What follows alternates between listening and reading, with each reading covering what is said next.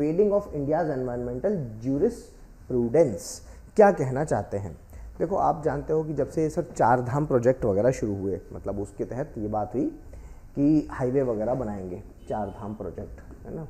इसमें ये था कि भाई हाईवे है जो हाईवे बनाए जाएंगे, हाईवे। अब पहाड़ी एरिया में जो हाईवे बनाएंगे तो कई सारे आप लोगों ने देखे होंगे, मैंने आपके साथ पिछले 1-2 साल में जो मेरे पुराने स्टूडेंट्स हैं वो कनेक्ट कीजिए, मैंने क्या क्या पढ़ाया है इस पर। मैंने आपको बताया था कि सर जब पहाड़ी एरिया में आप हाईवे बनाए तो उसके लिए भी नियम बना दिए गए, नियम बनाए गए कि जब भी किसी भी तरीके का कोई भी कंस्ट्रक्शन करेगी सरकार करेगी या कोई प्राइवेट करेगा तो उसके लिए परमिशन लेनी होगी। कहाँ से परमिशन लेनी होगी? एनवायरनमेंट मिनिस्ट्री से परमिशन लेनी होगी, ठीक है, पर्यावरण मंत्रालय से परमिशन लेनी होगी। तो उसके लिए क्या है, इन लोगों ने काट निकाल लिया कि भाई लगातार 100 किलोमीटर, लगातार 100 किलोमीटर लंबी रोड है जो वो नहीं बनाई जा सकती, है ना। अगर इससे लंबी रोड बनानी है तो आपको पहले क्लियरेंस लेना होगा तो ही आप बनाएंगे पहाड़ी एरिया में, ठीक है। तो इसमें क्या किया, इसकी जुगाड़ निकाल ली कि अगर लंबी रोड है तो उसमें अलग अलग नाम से 99 किलोमीटर के प्रोजेक्ट्स दे दो, ठीक है। तो अब तो लेने की ज़रूरत ही नहीं है क्लियरेंस, ठीक है। तो ये जुगाड़ लगा, लेकिन ये चीज़ भूल गए कि अगर ऐसा नियम बनाया गया है तो ये नियम किस लिए बनाया गया है? ये नियम बनाया गया है ताकि एनवायरनमेंट को प्रॉब्लम ना हो, एनवायरनमेंट में चीज़ें हैं जो वो ख़राब ना हो। अगर आप लगातार इतनी लंबी रोड इस तरीके से बनाएंगे, अब मान के चलिए कि आपने क्या किया, ये पहाड़ था, अब हाईवे बनाने के लिए आपने क्या किया, इस पहाड़ को काट दिया, है ना, इस तरीके से पहाड़ को काट दिया और रोड आपने यहाँ पर डेवलप कर दी।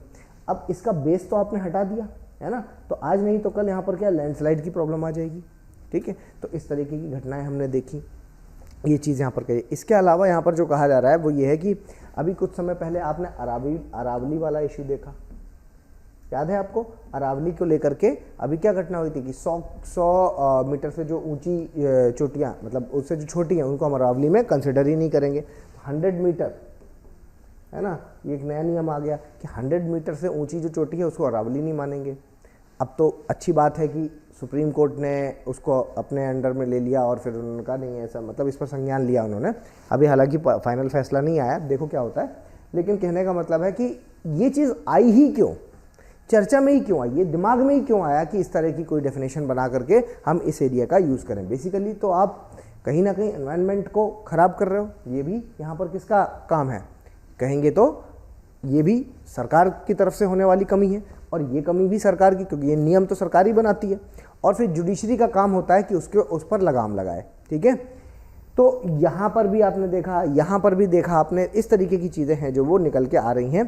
तो इसके अलावा आपको याद होगा, एक मैंने अभी आपके साथ एक वन शक्ति जजमेंट, वन शक्ति जजमेंट, है ना, वन शक्ति जजमेंट है जो ये डिस्कस किया।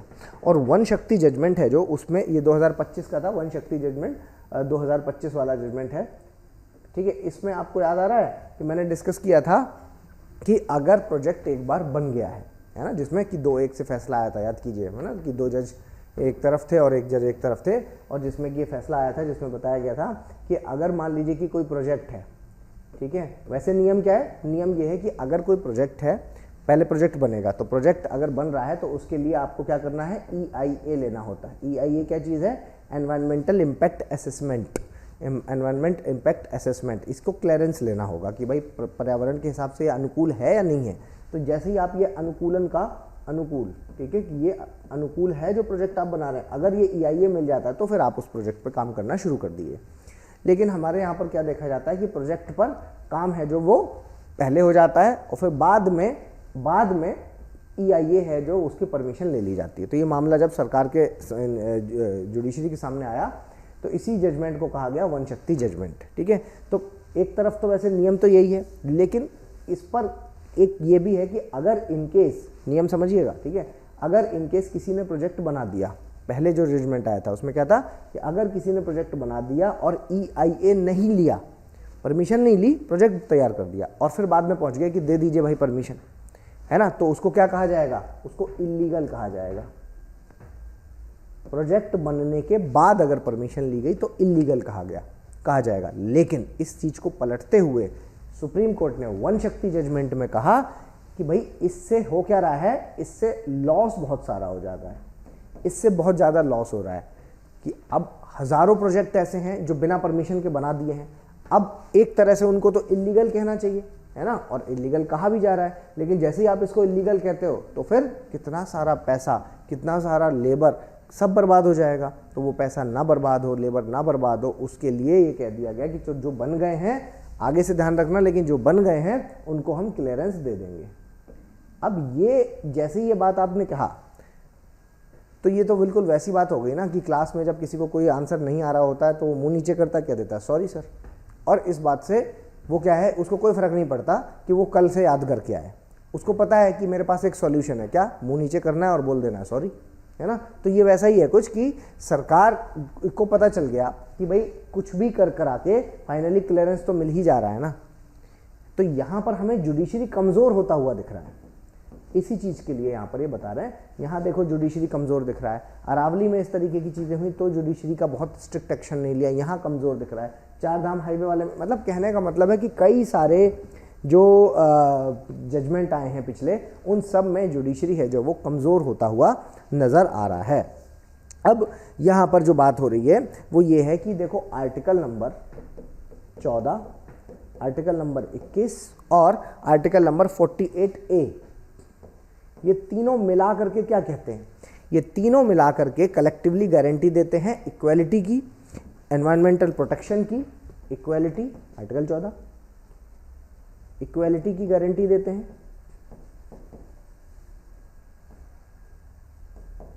एनवायरमेंटल प्रोटेक्शन के बारे में बात करते हैं कि पर्यावरण का संरक्षण करना है, संरक्षण, ठीक है, पर्यावरण के संरक्षण की बात करते हैं। और बात करते हैं कि ये जो 48A है ये बात करता है, मतलब 21 है जो ये बात करता है राइट टू हेल्दी एनवायरनमेंट की, मतलब स्वस्थ पर्यावरण का अधिकार, स्वस्थ पर्यावरण के अधिकार की बात करते हैं, स्वस्थ पर्यावरण का अधिकार,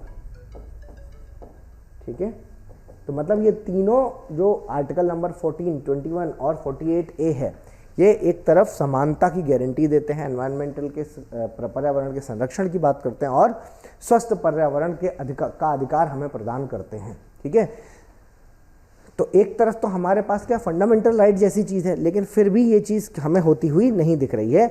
जुडिशरी के लिए कहा जा रहा है कि भाई पहले जिस तरीके की खुल के सामने आता था जुडिशरी, अब सामने नहीं आ रहा है। जुडिशरी है जो वो अभी सामने नहीं आ रहा है, जैसे कि MC मेहता वाला केस है ना, जैसे कि कहें तो MC Mehta case, MC Mehta case में यहाँ ये समझ में आता है, MC मेहता केस, ठीक है।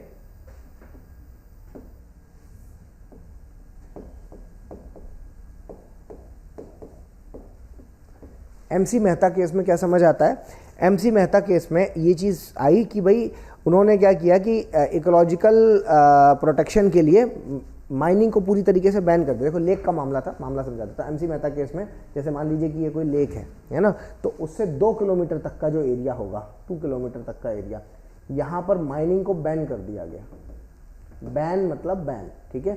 तो ये MC मेहता केस में सुप्रीम कोर्ट ने ही तो कहा, तो कोर्ट ने कितना ज़बरदस्त यहाँ पर अपना जजमेंट दिया कि सीधे बैन करो, है ना। जबकि आपको याद होगा जो वन शक्ति वाला जजमेंट है, वन शक्ति वाला वन शक्ति जजमेंट में जो फैसला आया था, आई थिंक 2-1 से 3 जज की बेंच थी, तो 2:1 का फैसला था। तो ये व्यक्ति जिन्होंने कहा था कि ये वो अगेंस्ट में जो फैसले के अगेंस्ट में खड़े थे, उनकी अगर हम बात करते हैं तो जो अगेंस्ट में थे, उन्होंने यहाँ पर क्या कहा था, उन्होंने यहाँ पर ये कहा था कि भाई वन शक्ति जजमेंट में समझिए कि भाई अगर आपने नियम बनाया है कि EIA के अगेंस्ट है, EIA के अगेंस्ट है, तो हम इसको क्या है, इलीगल घोषित कर देंगे, इलीगल घोषित कर देंगे, ठीक है, इलीगल घोषित कर देंगे। यहाँ पर ये बात कही गई थी कि EIA के अगेंस्ट है तो इलीगल। तो फिर अगर हम इसको नहीं करते, चाहे कितनी भी बना ली है उन्होंने, आपको यहाँ पर नहीं सोचना है, स्ट्रॉन्ग एक्शन लेने की ज़रूरत है। इससे क्या है कि बार बार एक मैसेज जाएगा कि जुडिशरी से तो परमिशन आराम से मिल ही जाती है, आप तो अपना काम शुरू करो, ठीक है, जुडिशरी से तो परमिशन मिल ही जाती है। तो इस तरीके की चीज़ें आ रही हैं सामने, तो यहाँ पर ये चीज़ हमें ध्यान देने की ज़रूरत है। और दूसरी बात यहाँ पर ये कह रहे हैं कि देखो एक और हमारे यहाँ नया चलन चल गया है। नया चलन क्या चल गया है कि कॉम्प्लेक्स इकोसिस्टम जो होते हैं, कॉम्प्लेक्स इकोसिस्टम। कॉम्प्लेक्स इकोसिस्टम होते हैं, ये जो इकोसिस्टम है इनको क्या कोई भी ऐसा तरीका है कि इसको वापस से आप किसी और जगह ग्रो कर सकते हो? कि कॉम्प्लेक्स इकोसिस्टम है, अब यहाँ पर हमें डेवलपमेंट करना है, तो हमारे यहाँ नया चलन क्या चल गया है कि हम यहाँ पर डेवलपमेंट के लिए पेड़ों को काटते हैं, डिफॉरेस्टेशन वगैरह करते हैं, ठीक है। और पेड़ों को काटने के बाद जितनी कटाई करते हैं वनों की, उतना कहीं और रीग्रो कर देते हैं, कहीं दूसरी जगह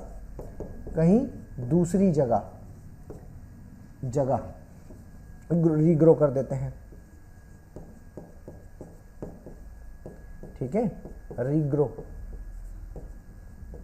और क्योंकि हम कहीं और दूसरी जगह रीग्रो कर देते हैं तो कहते हैं कि देखो हमने तो भरपाई कर दी, लेकिन क्या ये संभव है कि इसकी भरपाई की जा सकती है? नहीं, ये संभव नहीं है, क्योंकि जैसे हम कॉम्प्लेक्स इकोसिस्टम को काट देते हैं और दूसरी जगह भले ही आप ग्रो करते हैं, लेकिन टाइम थोड़ी ना दे रहे हैं, वो नेचुरली अपने आप ग्रो हुआ है, वो अपने आप उसने अपना इकोसिस्टम डेवलप किया है, वो इकोसिस्टम है जो यहाँ पर ख़राब हो जाता है। तो फाइनली यहाँ पर ये कह रहे हैं कि भाई मजबूती लाने की ज़रूरत है, एक्शंस में मजबूती लाने की ज़रूरत है, जुडिशरी को यहाँ पर अपने एक्शंस में मजबूती लाने की ज़रूरत है। इसके अलावा एनवायरनमेंट की जो बेंचें हैं उनको मजबूत करने की ज़रूरत है, ठीक है।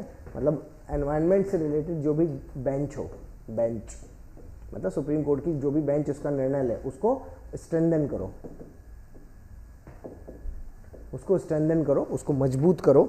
इसके अलावा यहाँ पर ये कह रहे हैं जैसे कि एनजीटी है, नेशनल ग्रीन ट्रिब्यूनल, इसको मजबूत करो, इसको स्ट्रेंथन करो, पावर दो और ज़्यादा, ठीक है, इसको मजबूत करो, इसको और ज़्यादा मजबूत करो, और ज़्यादा पावर देने की यहाँ पर ज़रूरत है। और रेगुलेटरी एनफोर्समेंट करने की ज़रूरत है। जो रेगुलेशंस हैं हमारे, नियम हैं जो, उनको प्रॉपर इम्प्लीमेंटेशन करने की ज़रूरत है, प्रॉपर इम्प्लीमेंटेशन, समझे। तो ये बातें हैं जो वो इसमें कही जा रही हैं कि इतनी चीज़ें हैं जो वो आपको यहाँ पर ध्यान रखने की ज़रूरत है, ठीक है। चलिए, विवेचना IAS एकेडमी, आपका लक्ष्य हमारा विश्वास।